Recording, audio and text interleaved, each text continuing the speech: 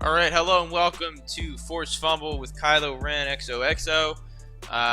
Been back after a while. Good to be back here and doing another Force Fumble episode for you guys. So this week we're going to be doing the Chicago Bears user Anthony Soden against Swing on These, the 49ers user. And picked this game because the Chicago Bears user showed a lot of promise and a lot of good things that he's doing, but then some things that kind of lead him to lose some games here. But all right, let's start off with one of the first plays of the game. First and 10, Niners start with the ball. Here we're going to see a cover zero blitz. He loads the box here, right? Loads the box here, which is fine. However, one of the things you do when you load the box is you leave one thing open. You leave this middle of the field open right here, right? He has a guy in coverage right here, but he's not really doing anything. He's looking for the running back. This blitz is getting here quickly, but one thing that can beat this blitz, and he's kind of gave away his cards, right? He showed his cards when he pinched everybody up and loaded the box like that. Very often, more than often, that's a pretty good tell that's a blitz. Now, the Niners did not pick it up that well that he was blitzing. He did not pick up on that. Or maybe he did and he thought this route was going to get open a little quicker, but it does lead to a sack. But look how open this middle of the field is here. A user who realizes there's a blitz there is going to utilize that middle of the field, and it could be a touchdown pretty easily. So you have to be careful with this. And what I like to do is either put this guy in the middle here in some kind of middle zone coverage. So, you know, A on him and then up, and it'll do the yellow zone. That's what you want to do for this linebacker right here. Just because either that or like put one of these guys in a deep blue, just because you want to have at least something, so it's not like a one-play touchdown if the blitz does not get there. But the blitz does get here, and it ends up being a nice sack on first down by Akeem Hicks. So nice play there, but just some things to keep in mind when you're using cover zero. All right, here's our next play here. It's he's going to nickel 2-4-8 double gap, I believe. This formation here. More than often, people like doing the mid blitz play out here, another cover zero play, but he does not. He goes with the cover 3 play here. Deep safety, deep blues on the outside. Let's see what happens here, and we'll talk about it. Empty set for the Niners. And there it is. So, one thing, let's go back a little bit to the catch in the air, right about there. Okay, so right there, you see, you press. A lot of people make mistakes here, and he does it. And Bears user does this a few times throughout the game. He goes, oh, okay, this is a jump ball. I'm going to try and play the ball for it, maybe get an interception. Well, here's the thing: the receiver has the inside leverage here, and he's got the height on this DB. So what I like to do is, if I don't trust myself to user that, you can go into your settings, right? It's in the play call screen. You go to adjustments, and I like to set it, no matter what, pretty much every game, I like to set it to, you can have your guys either play the ball, play the receiver, swap ball, or balanced. I like to set it on swap ball and let this DB make the play. He's a superstar. You know, he's a good cornerback. He's got this is covered right here, right? It's a deep ball, a jump ball. He's just kind of throwing it up because it's 3rd and 16. You know, might as well. And what happens is the play ball animation makes Anthony Soden, the Chicago Bears user, play back a little bit. He goes for the ball, like some weird animation there. You kind of saw it for a second.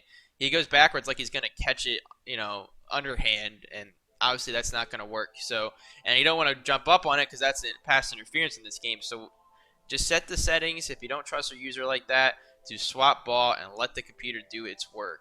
All right. Trust me, you'll get a lot more incompletions that way. And on 3rd and 16, an incompletion there is much more important than trying to get an interception. That's not that likely. All right, here's our third play. Here's on offense after the Bears had a nice defensive stand there to hold the Niners to a field goal after that incompletion we showed. But here's the second play of the drive. He had a nice first down run to the left side. Chicago Bears doing a nice job trying to implement the run here on this first drive. But here's a tip I can give you. So go back there. The play was a counter play, right? Now, go back a little bit more, another second or two. Okay, right there. See this gap right here? You have a lineman going up to coverage, right? I mean, at the very least, you have two options here. You can try and break this out to the outside, which is, you know, you have a guy coming here who's probably going to beat this lineman, or it's not going to be much of a gain. Or you can have this guy who's already kind of breaking this block right here against the tight end, I believe. So, but you have this big hole right here. At the very least, if this linebacker gets there before this lineman does right here, you could have maybe like a 1 or 2 yard gain. But there's also even more potential though, because that lineman does seem like he's going to get there before White, the running back, breaks it outside. Right about here. If you just cut this upfield right here, run towards the blocks, right? Run towards this block right here. This guy's just there so you don't get, the hole is here, right? This 75 lineman is just there so he can block this backside rusher, right? Take what the defense is giving you. Go up the hole here. Try and maybe get the first down. Get a 3 yard gain. Make this a lot more of a third and short, much more third and manageable. But instead, tries to break it out. Doesn't follow his blocks and gets stopped for a loss of 2, I believe. A loss of 1. Either way. Makes it a 3rd and 5 when it probably could be a 3rd and 2, 3rd and 1, or even a first down. Alright, here's the next play. The same drive. Another run play here. Bears doing a nice job of seeing through this spread linebacker set here and taking the hole to the outside tackle. Little nice user play here with the juke in the middle too. So he follows his block there. See how you followed your blocks there? Counter plays are no different. Follow your blocks, right? A lot of people do this. They just like panic. Okay, well, it looks like it's all going to be stuffed here for the most part. I'm going to get stuck up on these linemen. So I'm going to try and break this out. But look at this user right here. A lot of people, they have this edge covered. The block at the hole is set for here. More often than not, if you just follow your hole like this and be patient, that you're going to get a lot more yardage and get a lot more successful runs. And that's exactly what the Bears user does here. Nice juke play there. And then uses his speed to get around. If that guy's White's any faster, that would have been a touchdown.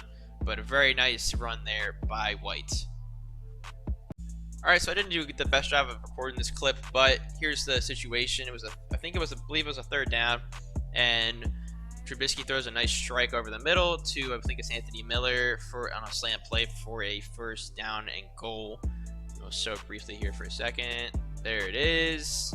1st down, or it's Briggs, sorry. Briggs, a rookie, with the 1st down catch. But 1st and goal, just wanted to show this play. Notice, this is what a lot of people like to do. They like to put these two, they use the nickel double gap A formation. They try and dare you to run the ball. Here's the thing though, the mid blitz does not stop the run very well. A lot of times it leaves this gap right here open, or it leaves it right up the middle open. Honestly, you only have 6 guys at the line of scrimmage, and usually more often than not, they don't have any room to try and go to a different gap, right? Unless the user does it and goes to that gap. Either way, it's not that easy to stop the run in this double gap A coverage. A lot of people like to do it because, like, oh, these guys are in the middle, I can't run here. Bears user does not do that though. He sticks with this 0-1 trap play and gets an easy walk-in touchdown. Nice drive utilizing the run and the pass, which we'll get to why it didn't work for him down the stretch in a little bit here. Alright, so a kick return resulting from a little bit of a happy feet, trying to get the hit stick tackle here on the kick return, and Raheem Mostert just kind of takes it, and almost takes it all the way here if it wasn't for a lucky play there by number 27 to get that tackle. Still, really nice kick return. And here's what happens. When something like that happens, a big play like that happens, you cannot let yourself get flustered and try and come with an all-out blitz. Wait a second, see what formation the offense is going to come out in, because what happens here is that the Bears user comes out in a 0 blitz, again on 1st down, right? Again, a little bit predictable here. You got to keep in mind, mix things up. I just like to switch up coverages in almost every play. Sometimes I go to the same one back to back, but I usually don't do that. It's usually different coverages out of different formations every play. To cycle through the formations and kind of think about what the offense is going to try and do in this situation. He gets run here, I think, with the 0 blitz. Either way, he comes out in the nickel 3-3 wide. Without looking at the formation, you come out in a nickel play like that, you leave yourself susceptible to a situation like this, okay? Situation like this, okay, you think, I'm in nickel, I have to try and stop this run. He's coming out in an I formation here, and I don't have the right guys on the field. So what do? You press everybody up, you try and load the box, but it leaves this play open. Touchdown. So he presses up, tries to play for the run. Niners see that quickly, audible to a play action, and just hits him over the top for an easy touchdown. Just, again, show some patience with your defensive play calling. Even if you're getting a little frustrated, oh, he just had a nice kick return and whatever, a big play happened, and I want to stop him right here, right? I need to be aggressive and you stop him right here. No, let him make the mistake sometimes, okay? Just come out. I don't like coming out with a lot of blitzes unless I know for a fact they're gonna come with a run the first play, because you can still stop the run with some kind of coverages, even man coverage, whatever. As long as you pick one of the nice formations like 4-3 or 3-4. I like 3-4 bear for stopping the run on first down. Yeah, you don't need to come with a zero blitz. Another thing, again, just gotta wait to see what the offense is going to do so you can match your formation personnel to him. So at least plays like that where you have to feel like you have to load the box because he came out in the formation you didn't want to really come out in, for a nice one-play touchdown for the Niners. Alright, so this is the first play of the next drive. Here's what happens a lot. You get a one-play touchdown against you. It's only a 3-point game. You feel like, oh, I need to score right now. I cannot let him get the ball back. He's going to score right away. All of this. So what do? You come out with a passing play, a go-to passing play that you like a lot, right? Here's what happens, though. Nearly a sack. He's lucky to get that off. He audibles this slot receiver to a drag route. One of the things I've noticed a lot with users who aren't that good at the pass or who are struggling with turnovers or whatnot, they don't look a lot of places besides the middle of the field. There's a lot of different route combinations that work in this Madden that didn't work in past Madden. So what I like to do is sometimes I'll go into practice mode and just run a bunch of different passing plays at different formations that I have in my playbook, just to get used to how some things are open in certain coverages in those plays, or how certain routes work in general, how certain players on my team run those routes, etc. But either way, he comes aggressive with the pass play on first down when he normally wouldn't have, and then the Niners waited, and they waited for him to pick his formation. He came out in the shotgun, so he came out in the nickel, and he was ready for it. This play is just a nice read, but poor user catch skills, if you will. So he's gonna hit this wide receiver Gabriel right away. He notices no one's on him. He hits him really quickly on the streak route. But here's what happens. He leaves him with a run after catch animation, and normally that'd be fine. But you have a ball hawking, fast middle linebacker over here, superstar, who has potential to knock somebody's head off. And as you saw there, that's exactly what he did. Excuse me. Now, what can you do to stop this? Well, in a situation like this, you see it in the NFL a lot, right? These quick over-the-middle throws. You don't want to leave your wide receiver to get popped and get injured or have the ball get knocked out or something like that. So what do? In this situation, instead of trying to get the run after catch animation, just go down with possession catch, right? We talked about it in chat brief a little while ago how possession catch is a little broken. Nothing much you can do about it. But in the NFL, no receiver with the middle linebacker over here is going to try and take this hit. Unless you're like a big Alshon Jeffrey type of guy, no one's going to try and take this hit. Especially a receiver like Gabriel like that. This linebacker is here all the way. Just take the, go down low, get that, and, try and hold on to the ball is what you're doing here. Now, if he did possession catch this, it would probably do something like, fall down. He'd probably be in a 3rd and 2 situation here. He does end up catching it anyway, but if you were to drop that, it's a poor incompletion with a nice read and throw. There's a nice job of hanging on to it, but again, you can make a lot more catches in that kind of scenario if you just hold A and get down with possession catch. Alright, very next play of the same drive. Bears coming out with a nice little go-to kind of play here that I want to talk about briefly. Well, first we'll show the result of the play. I do like this play, the Miami slants. It's a nice play. However, Bears user a little too quick to throw that ball. Ends up being incompletion, almost intercepted even. He's reading this off here, right here, right? One thing you could do to get this completed is you throw it down low, you pull the left sticks down, and throw it to him and hold A. Maybe he'll catch it. But here's the thing that I've noticed with this Bears team. On 3rd down, more often than not, it's going to be some type of slant route over the middle. one thing that you need to start noticing is that the user on the other team is starting to pick up on this, right? That's why that first drive was successful. We talked about that before, but that's why the first drive was successful. This drive, not so much. Another reason is because the Bears user is getting a little antsy, right? He's trying to get that score right away. He's trying to come back. You know, he feels like he's down by so much at that long touchdown. You're only down by 3 points. Stick to what works. Run the ball, you know, mix it up. Because the reason why that works so well is because running ball, for one, is very effective in this game. Two, it leaves the other user to be like, oh, I don't want him to run the ball on me all over the place. That's what he's going to try and do. Then it opens up everything else for your offense. It's so much easier to read what the defense is trying to do to you. But anyway, if you do have to come with a pass play here, here's what you need to look at, right? Look how far off these corners are playing, right?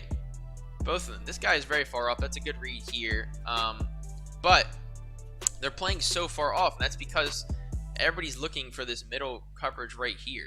I'll let it play out a second, but the Niners were very ready for this slant route play, right? He had 4 guys almost in the middle of the field here trying to stop this slant play. So what you can do here is just watch how it plays out for a second. See how he's already backed off here? You just throw a curl route, quick curl route with possession catch to this X receiver here who had the corner playing off him. Probably a first down, even an out route if you're careful. Probably a first down.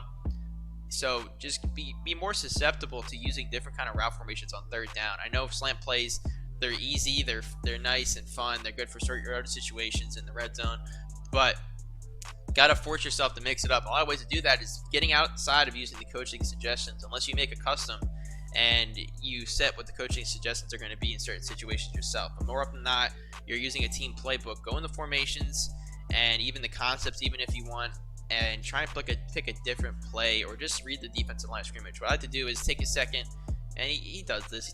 You take a second and read what the defense is showing you, right? Right now they're showing you, unless they change it and call press, they're showing you that they're leaving this outside wide open because he knows that you're looking over to the middle to these slant routes, drag routes, in routes, whatever. So mix it up with your routes. It'll be much more beneficial to you. And again, if you're not comfortable with other routes, you got to go into practice mode and just try some of these other plays that you haven't tried in your playbook, kind of thing, as is. Because a lot of times what the Bears user does is hot route one of the receivers to a slant route, and it's still kind of like the same read for him, right? So again, look what the defense is giving you, mix it up a little bit. These third down conversions are going to be a little easier for you going down the stretch if you do that. All right, I wanted to show this next play here. This is after the Niners get the ball back after that third down stop. Great play call here. Again, I don't like using the coaching suggestions in the team playbooks because it kind of leaves you to not have many options on certain situations, because they did a terrible job of mixing up certain plays in certain situations. A lot of go-to plays for the offensive coaching suggestions when you're using and defensive when you're using the team playbook. So again, go into formations. You know the situation. He picked the right play call here, right? You know the situation. Just go in there and pick the better formation yourself if you want to. Another thing I want to get to real quick, not really pertinent to this play, but one thing I noticed, I don't think I have another clip that really shows it or emphasizes it, is getting outside of using this D-line edge rusher. I know you probably have tried using over the middle and it hasn't worked out for you. Just keep going at it, because you'll get so many more better plays and interceptions and knockdowns or what have you, and it just forces the quarterback to sometimes hold on to the ball a little earlier than he would have, just because of how sometimes the coverage in the middle here with this linebacker isn't as good as it should be. Either way, this is not what I recorded this play for. I recorded this play for a point I made earlier in the episode, right? The play ball animation. That is 100% the only reason why this is a touchdown here, because the play was covered, right? You go back a little bit, and you go back to right about here, right? Look, he is draped all over him. It's George Kittle, but he's draped all over him. It's a cornerback on him, right? He should be able to make that play. Now, what happens is you panic, you switch to him, it's like, oh, I got to make this play myself, and try and get the interception or play ball animation. And that leaves for so many opportunities just for this guy to just moss you, if you will, because for whatever reason, when you play ball, unless you have the step on him and it's going to be an interception or something, or you're in front of the receiver, more often than not, it's just going to let the receiver catch the ball. So again, go into your adjustments, right, in the play call screen and change it from play ball to SWAT. In a situation like this, where it's a one-on-one kind of jump ball scenario, more often than not, unless it's some kind of beast animation for the receiver, regardless of the SWAT, it's going to result in an incompletion and the receiver dropping it if you just let the computer do it with SWAT ball.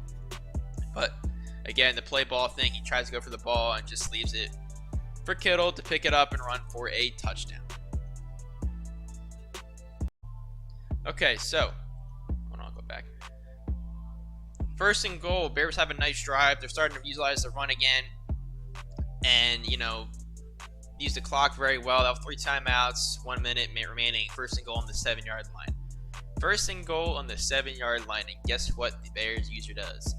He goes with a slant route here, and this time the Niners are keying into this now, right? He presses up, stops this slant route. He knows that Trubisky is probably trying to go to here. And it's not completely, I just want to say, it's not completely on the Bears' fault here for going to the slant route, but it's because he's using coaching suggestions a lot, which I've noticed before, is that they like to go to these slant routes a lot, the coaching suggestions, or these short route throws to slant routes or curl routes. Because if you ever play the computer on Madden, when you're on defense, that's a lot of what they throw to, which just works for them because they're computers. But it does not work for you, right? Here's what ends up happening. The Niners are keying into this. They go with this double gap A. They're daring him to run the ball, and he goes with the slant route, does not get open in time. The pass rush gets there, a sack. Leaves him with a long second and goal on the 14-yard line, right? 7 yards, right? 7-yard loss in the play. Now look what the defense came out in. They came out in coverage, right? Again, they came out in coverage in the nickel double gap A. You figured it out last time. You're in a single back set. You're in a good position just to run this ball. So notice, especially when this guy comes up, if you want to do those slant routes, it's fine. Just notice that, especially when especially when they press, right? That slant route very often is not going to get open in time for you. It will get open eventually because the receiver definitely will eventually win that, but more often than not, he won't. So you either have to audible the play to a run or look somewhere else. Now, I said look somewhere else, right? Look what's open right here. The A route. Now, maybe not for a touchdown, but the A route is definitely open. Again, look, he's keying into the slant play. Even after the press, he was still not open. It would have been an interception or something. So what does that do for you, right?